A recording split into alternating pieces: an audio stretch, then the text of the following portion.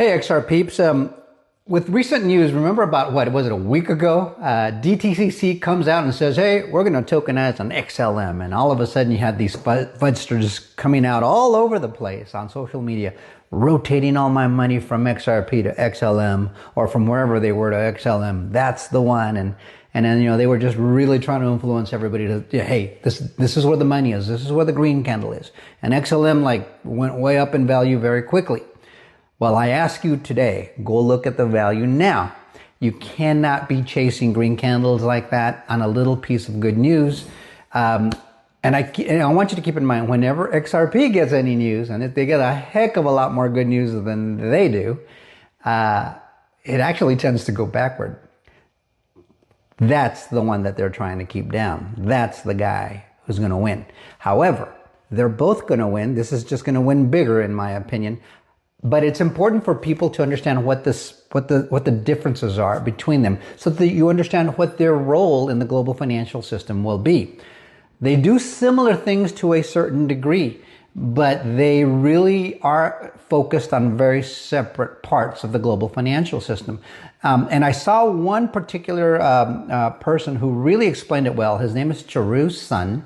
And so what I'm about to share with you are not my words, they're his words, but man, I think he really nailed it. He put it together in a way that I think you might be able to wrap your mind around. So let's read this together, and I think this will help it make sense to you.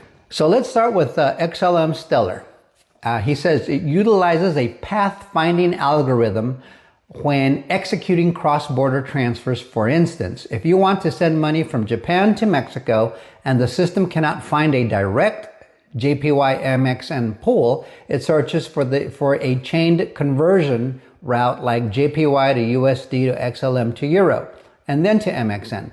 While this architecture is excellent for retail and small-scale remittances, you and me, or micro payments, if you attempt to route billions of dollars in institutional cross-border settlements, the bigger money, through these hop-by-hop pools, it creates massive slippage.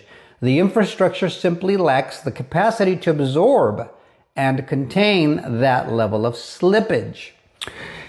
He goes on to say that XRP, run by Ripple, of course, is purpose-built to directly be a bridge asset. It aims to settle direct corridors, not that hopping system. It's direct corridors between central banks and massive investment banks.